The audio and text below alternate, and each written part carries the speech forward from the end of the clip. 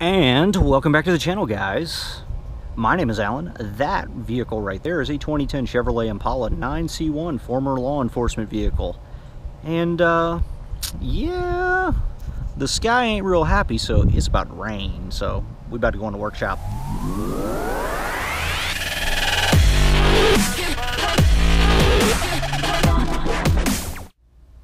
Alright, so I don't know how dirty or sweaty or disgusting I may or may not look through that camera, but I want to talk to you guys about a conquest that I just did a little bit earlier today. This morning, when I got onto the computer and started fumbling around, checked the local junkyards, and go figure, there was yet another decommissioned City of Tampa Ford Crown Victoria.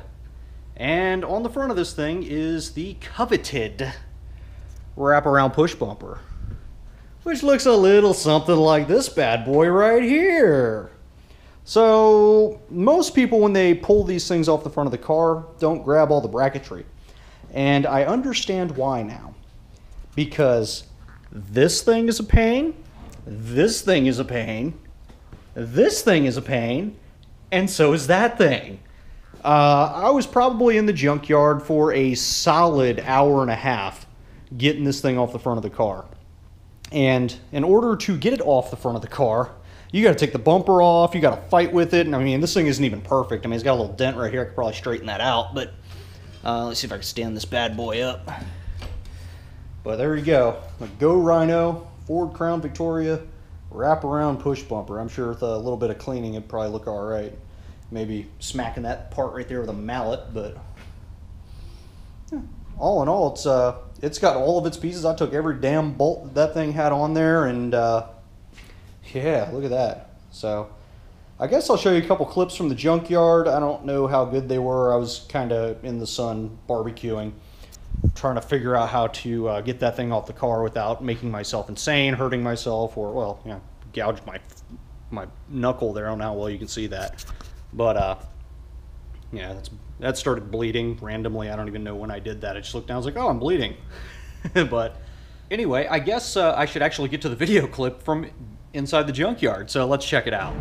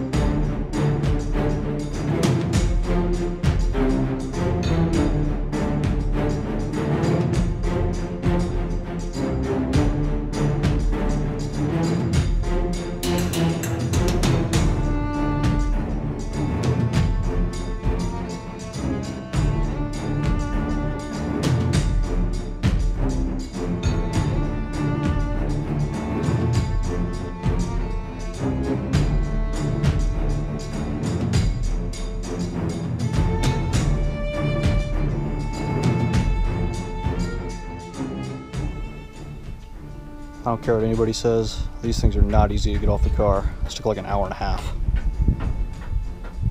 But I got all the pieces. It actually bolts in through here and over here on the actual bumper assembly.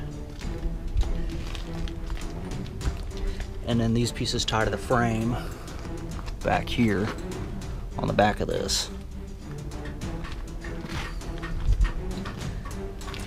And over here, and then they go through a hole in the bumper there that you have to cut.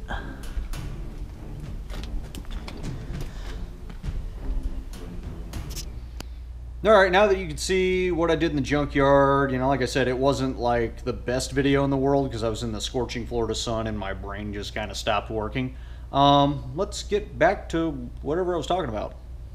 Yeah, if you want to undertake prying a push bumper off the front of some random car in a junkyard somewhere, you're probably going to need a couple hours of time.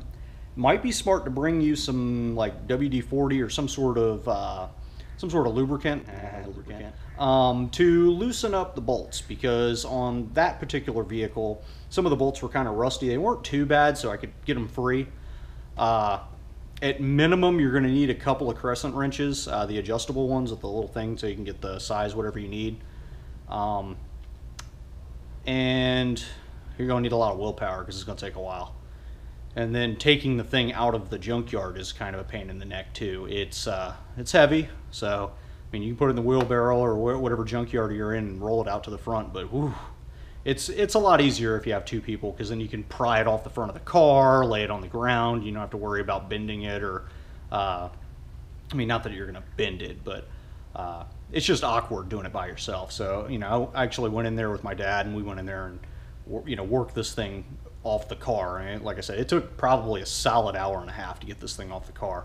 But while I was in there, I went ahead and grabbed the little antenna on top of the car, because I actually like the little stubby one. I think that's kind of a good looking antenna, so I grabbed one of those. And then it still had one Crown Vic center cap, so every time I see center caps, I'm going to start collecting those things. And I think I'm going to go ahead and experiment with the eBay thing. I'm going to probably start with those center caps. I don't know, I'm probably just going to do live auction. And I don't know if I'm going to include shipping, because if I do that, then I'm going to have to put the price a little bit higher. But on the bright side, they're small and they don't weigh a lot, so it should be pretty easy to stuff in a box.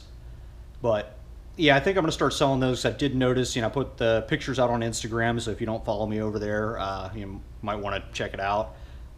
But the center caps, there seems to be a lot of interest. So I guess you guys are out there driving around your CVPIs, your police interceptors, and either people are, losing their center caps, or maybe you have the regular hubcaps and you're just trying to get that, that more aggressive look that the center cap gives you. So I'm going to do what I can to capture those for people, because it seems that there's a lot of these former police vehicles and taxis that keep getting dumped into these junkyards around me. I've got probably 3 or 4 junkyards that aren't too ridiculously far away to get into. So I think I'll start capturing those for you guys and try to put them out there on eBay. I don't know if I'm going to do a buy it now or just put it up there for generic bidding and just start the price really low. And if you guys get lucky, you can get it for dirt cheap. But I don't know. I got to see where the price is at on those things too. I don't remember what exactly they sell for, but I think it's worth my time to do it, because I'm already in the junkyard anyway, and they're really easy to get off the car, because you just take a screwdriver, just pop them off, because it's not like the Impala where you actually have to unbolt them. So that's a lot really fast. Anyway, I appreciate you guys checking out the channel, and I don't know, I think I'm going to have to get something to put that push bar onto now that I'm starting to collect Crown Vic parts.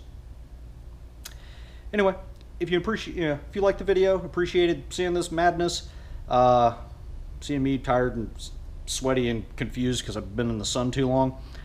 Subscribe to the channel, click the little bell if you want a notification that the new videos are coming out. I'm trying to put out videos, one on the weekend, one on like Wednesday-ish. It's kind of hard with my job, but the more you guys support it, the more you guys come in and watch it, share it, show other people, the more likely I'm going to be able to put more time to this, because if I get to a point where I can actually monetize it, it might start making more sense for me to do more and more videos. So if you guys encourage me, I'll keep making them. Drop a comment below if you have had any experience prying a push bar off the front of a flipping car. And I would love to hear y'all's feedback on that one, man. Woo! I would not recommend going in there in the middle of the day like I did, in hot sunny Florida at noon. Bad idea. Try to do it first thing in the morning, like when the junkyard opens and it's still cool. And 2 people, especially for the big wraparounds. That thing is pain in the neck to get off the car by yourself. So couldn't imagine doing it by myself. Anyway, thanks for watching, and I'll see you on the next video. Yo, that bench got a lean to it. It's got a lean to it.